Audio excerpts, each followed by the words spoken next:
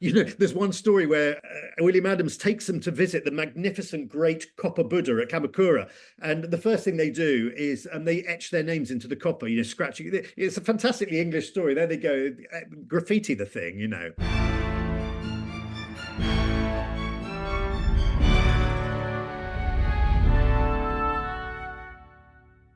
Hello. On the 19th of April 1600, after nearly 2 years at sea, William Adams, one of only 9 surviving crew members, made land at modern-day Usuki on the east coast of Japan. He was starving, scurvy-ridden and close to death. But so began an extraordinary story, as Adams rose up the ranks to become a revered figure in Japan even today.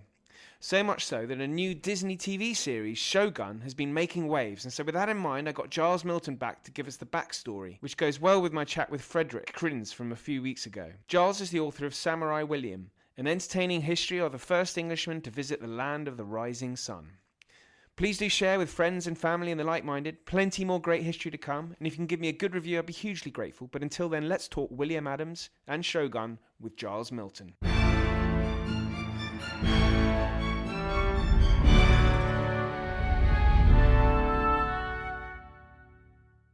Well, Giles, welcome back. Great to have you on. Thanks for joining. Thanks for having me back on. And actually, for listeners, we'll be speaking to Giles again in a couple of weeks because he has a new book out. But before that, we are talking William Adams. And Giles wrote a book about William Adams. Now, you might be thinking, who's William Adams? William Adams, well, he's not Shogun, but he is the main character in the very successful Apple show, Shogun. And Giles is the author of Samurai William, and that is based on the life of William Adams, the first Englishman to travel to Japan. And it's an extraordinary story. Giles, why did you want to write about William Adams? Well, because, Shogun, it's a fabulous show for a start, and I'm sure lots of people are enjoying it. But of course, it's based on a novel by James Clavell, which was all about this character called John Blackthorne, who goes off to Japan and has all sorts of adventures there at the court of the Shogun. But what few people realize is that John Blackthorne, James Clavell, based his main character on an actual, living flesh and blood Jacobean mariner who was called William Adams, who did indeed sail to Japan and had the most extraordinary adventures and life out there. And when I began to look into his life, I just thought, my God, the true story, the novel's great, but the true story is even better, Yeah, because I was reading about him, and he has quite an interesting life before he gets to Japan. So he's a veteran of the Spanish Armada, isn't he? Yeah, the thing about William Adams is he's a highly skilled pilot, as they were known. So he knew how to sail ships in particularly difficult circumstances. So he was much sought after for battles or taking part in delicate trading missions to dangerous places. And so what happens is that in 1598, the Dutch are going to launch a fleet to sail to the Spice Islands.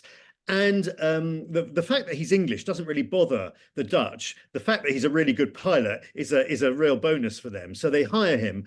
And this fleet of 5 ships set sail across the Atlantic. They're going to take an extraordinary journey down the North Atlantic, South Atlantic, through the Magellan Straits, and then across the Pacific. Now, of course, what happens is what always happens on these things. It goes disastrously wrong. They get scurvy, they get dysentery, half of them die, they're starving, they've got no water, they've run out of supplies. And by the time the fleet gets into the Pacific, there's a massive storm, all 5 ships are scattered, and there's one ship, the Liefde, which means the Love, is on its own and sort of drifts across the Pacific for months with these dying men on board.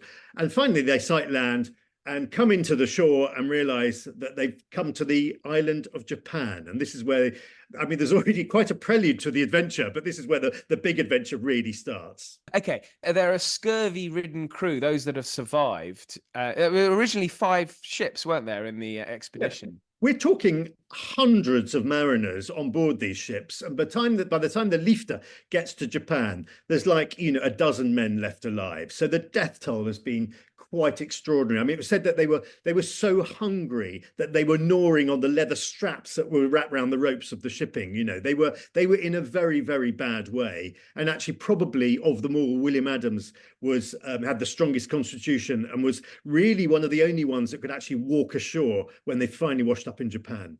And did you look into this sort of because I'm interested in scurvy, the symptoms of scurvy?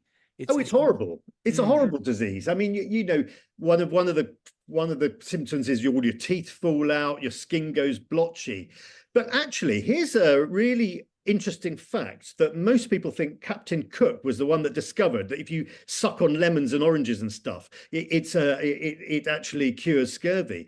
But actually, one of the early captains of the East India Company, Sir James Lancaster, way before Captain Cook, actually discovered this and kept his men healthy on these vastly long journeys across to the East Indies. And it was forgotten about for 100 years or more. And so actually, these Jacobean mariners, some of them knew of this, but it just got lost. I remember when I was in university in the 90s, there was a rumor, and it might be urban legend, that a student had got scurvy because he had worked out a way to save money was just to eat porridge oats every single meal. And the result was the first case of scurvy in the country for sort of 100 years. That's fantastic. I like that. So when he arrives in Japan, and this is captured quite well in the show, actually, the Portuguese have got Japan sort of sewed up. Really, they've persuaded the Japanese that it almost seems like they've persuaded the Japanese that the Portuguese are the only Europeans who exist, and they have nice, generous, lucrative trade deals in place with the Japanese. And Adams rather throws a spanner in the works of all that, doesn't he? He does, and it's worth recalling really that the Spanish and the Portuguese really hate the Dutch and the English, and so when this Dutch ship washes up with an Englishman on board, this is the worst possible news for the Spanish and Portuguese, and particularly for the Jesuits who have really installed themselves in Japan. To see this filthy Protestant turning up on their shores, they want him dead. And so actually Adams's first hurdle or his first enemy is certainly not the Japanese themselves. It's the Portuguese and Spanish. Of course, he's totally reliant on them to interpret. So when he's hauled up before the mightiest warlord in Japan, which is Tokugawa Ieyasu, and he's using these Jesuits to translate for him. They're doing everything they can possibly do to say, this guy's a pirate, you should execute him immediately. And the fact that they're so adamant that he should be executed sort of arouses Ieyasu's, he's just intrigued really. And he thinks, well, if they hate him that much, there must be something quite special about this guy. And he decides that he actually wants to find out more about him. And so thus begins the sort of the very beginnings of this extraordinary relationship that's going to develop between William Adams and the most powerful warlord in Japan. And Japan at the time, it feels as though, certainly from the show, quite a closed society. They weren't particularly keen on mixing with other foreigners, were they?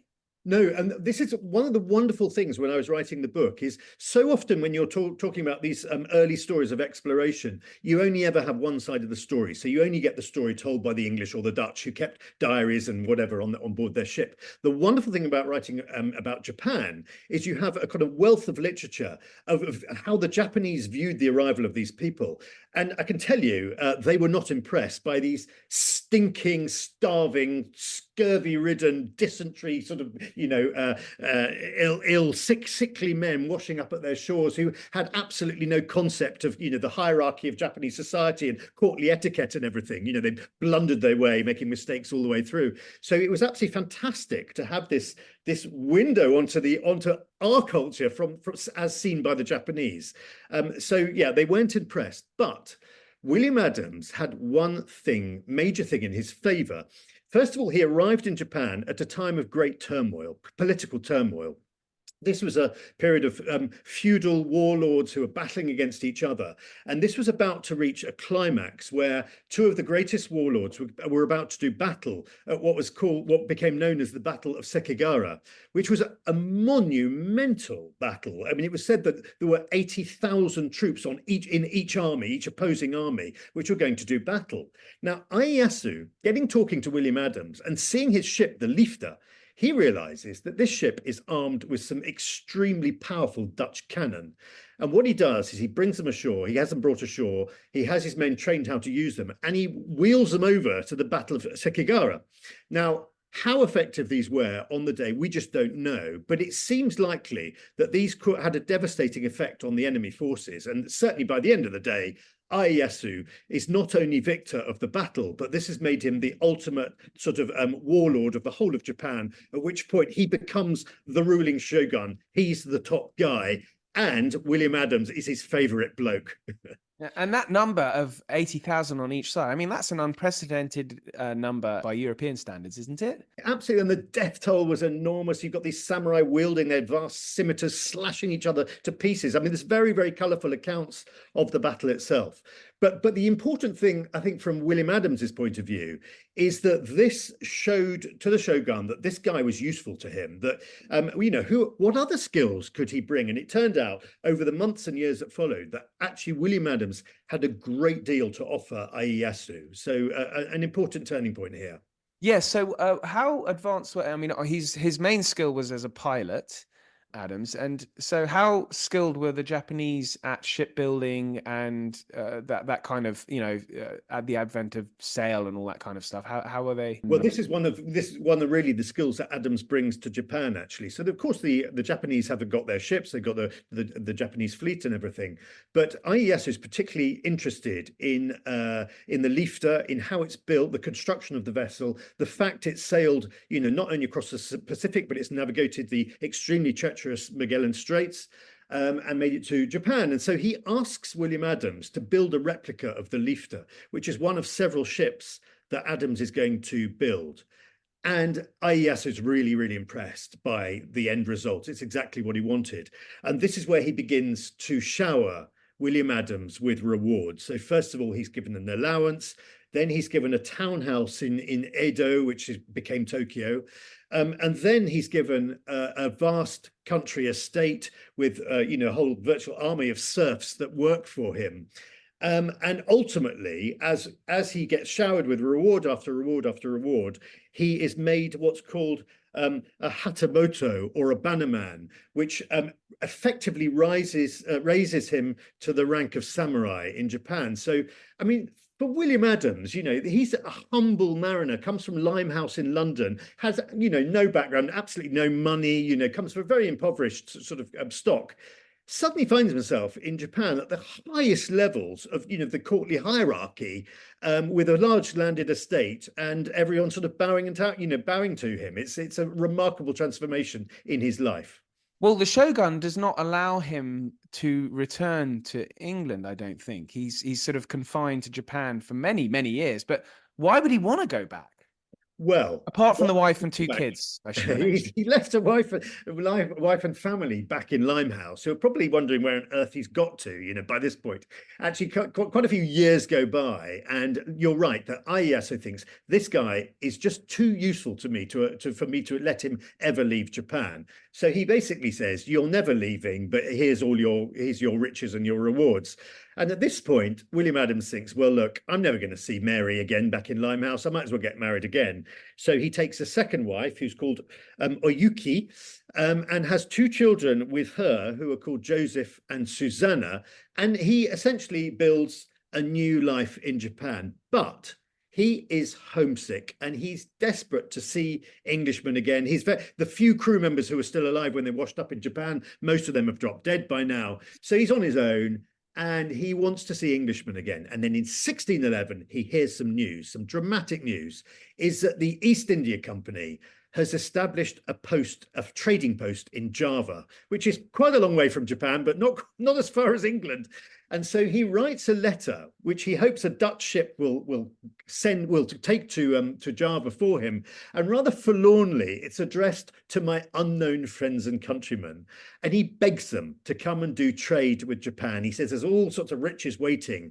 And so this is the first moment where the possibility of Anglo-Japanese trade is first mooted, and it will be followed shortly afterwards by a ship that arrives from England. And so these 5 ships that had left 11 years before in 1600, I think it was, or maybe it's a bit before that. 1598 they left, yeah. Oh, yeah, yes, right. Okay. And were they sort of written off? Okay, well, they must have just sunk in this journey, and no one was really missing him apart from Mary and the children. Well, the ships were Dutch, of course, and yeah, I think one or two of them limped home, one of them was sank, and that they met with various sort of terrible fates. But this was a period where both the Dutch East India Company and the English East India Company, both newly formed, were desperately searching for new markets. They'd already gone out to the Spice Islands, as I said. They established both of them, in Java and on the various islands of what is now Indonesia. But now they receive this letter from William Adams, which eventually finds its way back to London. And the East India Company thinks, there might be some riches here. Maybe they think Japan's quite far north. So surely they're going to want woolen cloth and stuff that we produce in England. So they send out a ship called the Clove. And it's captained by this fantastic commander called Captain John Saris, who's incredibly flamboyant and eccentric, who never leaves home without his extensive collection of pornography and erotica, which he has these pictures of naked women decking the cabin of his ship. It's a fantastic story. And anyway, they finally arrive in Japan in the summer of 1613, and thus begins this great new chapter in the story, where William Adams now gets to meet his unknown friends and countrymen, and of course it doesn't all go that well. No, him and this Saris, they just don't get on, do they? The problem is that these sort of stinking Jacobean sea dogs arrive in Japan, and they find this rather prim William Adams dressed in gorgeous silks, and speaking fluent Japanese by this point. And one of them actually says, I've got a little quote here, it's quite funny, because he says of William Adams, he said, he gave so admirable and affectionated commendations of the country, as it is generally thought amongst us that he's a naturalized Japaner. And so what they're basically saying is he's gone native, and Adams has gone native, and he's not particularly keen to help this band of men who, frankly, all they want to do after 2.5 years at sea is get pissed and sleep with the local women, So it becomes, he finds himself having to control this uncontrollable rabble who don't want to do trade. They want to drink heavily. It's quite interesting how, he obviously, as you say, he's sort of gone native. And when he first arrived, perhaps he would have got on with Saris and co. Now, as you say, he's become this sort of refined Japanese aristocrat.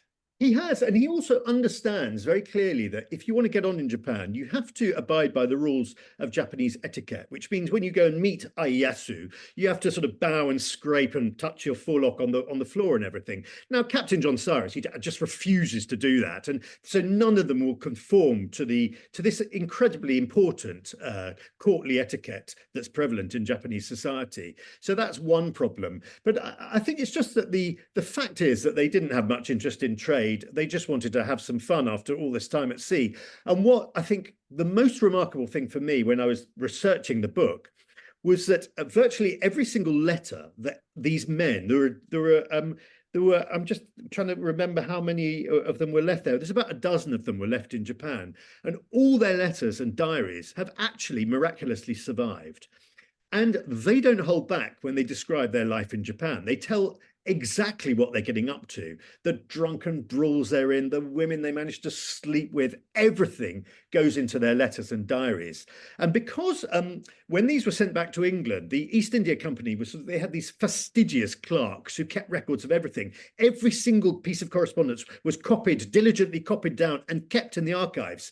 So when I came to write this book, I found that the story of their daily life was remarkable and extraordinary. when Captain John Cyrus, who's brought the ship to Japan, he's going to leave behind a big boss who's going to be the sort of trading manager, if you like. And he's this chap called Richard Cox. Now, Richard Cox, he's sort of interested in trade, but he soon develops a passion for goldfish. And he sees that the Japanese sort of courtly lords, they love to have, goldfish ponds and everything, and constantly swapping their prize goldfish. And he gets into this, and he spends all his spare cash on prize goldfish. There's wonderful, wonderful stories about this. And he's also obsessed with growing his own vegetables. And so his vegetable patch becomes his little empire in Japan. And it's wonderful because it's so... you can really relate to it on a human level, how these people are in this country on the other side of the world, knowing that if they're ever going to get back to England, it's going to be another 2.5-year voyage home again, So they really build their lives there, and they write about their lives there, and it's a window onto another world. Did you go out to Japan? I did, because obviously I wanted to find out what Japanese records were there. My Japanese is not as fluent as William Adams is, so I had the help of a researcher when I was there.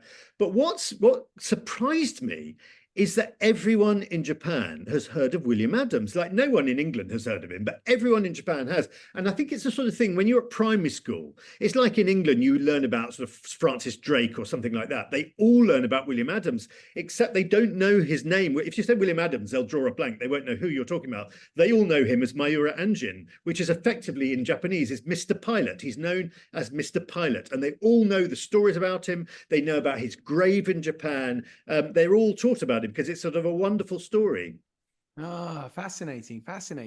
I mean, because the Japanese culture is, I've never been, I'd absolutely love to go. But I had assumed that the culture, particularly in the early 17th century, would be reluctant to open itself up to a foreigner. And yet that's exactly what they did. It seems like it's this sort of closed country, but I guess as long as he had adapted, they were quite happy to have him in.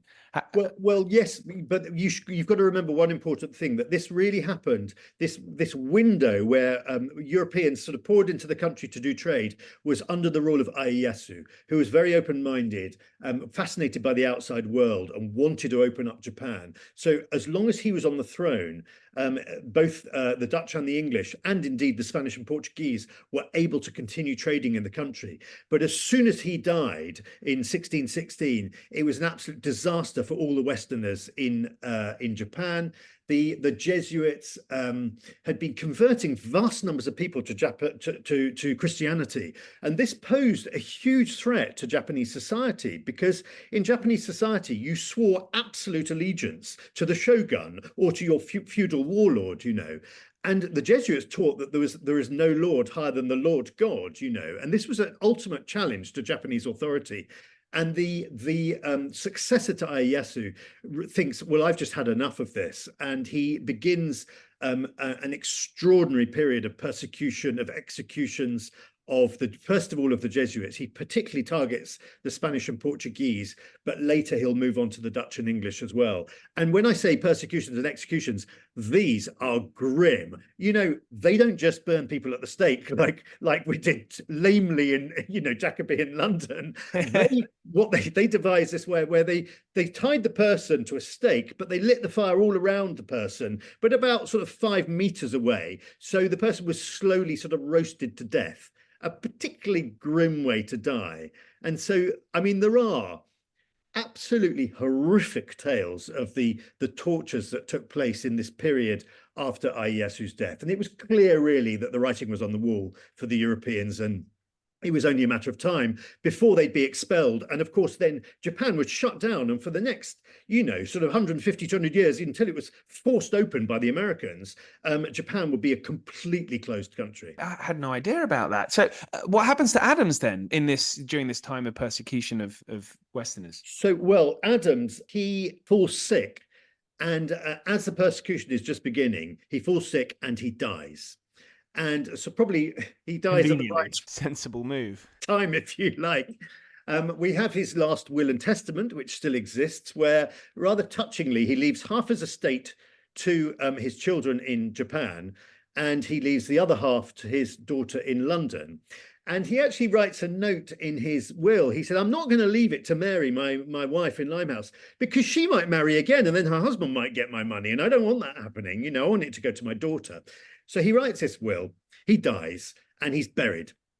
And in the period of persecution, where even the Christian cemeteries, which were quite numerous in Japan by this period, they were all ransacked, they were pillaged and everything. And the local Japanese, who had a great affection for William Adams, they actually exhumed his bones.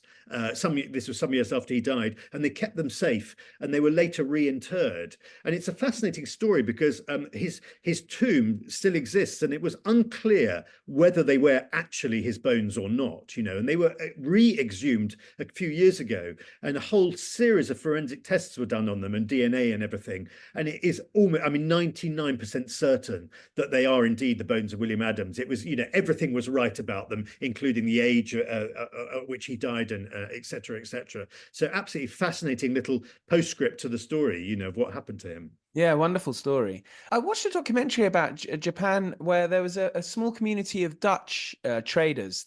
Was there one community that was permitted in Japan, but almost isolated and not allowed to leave a sort of compound? Yeah, that's absolutely right. In fact, even during the heyday of the trading, when the English and Dutch were there really trying to make a go of it, they were confined to a little island quite near Nagasaki. In fact, it's down in the south of Japan.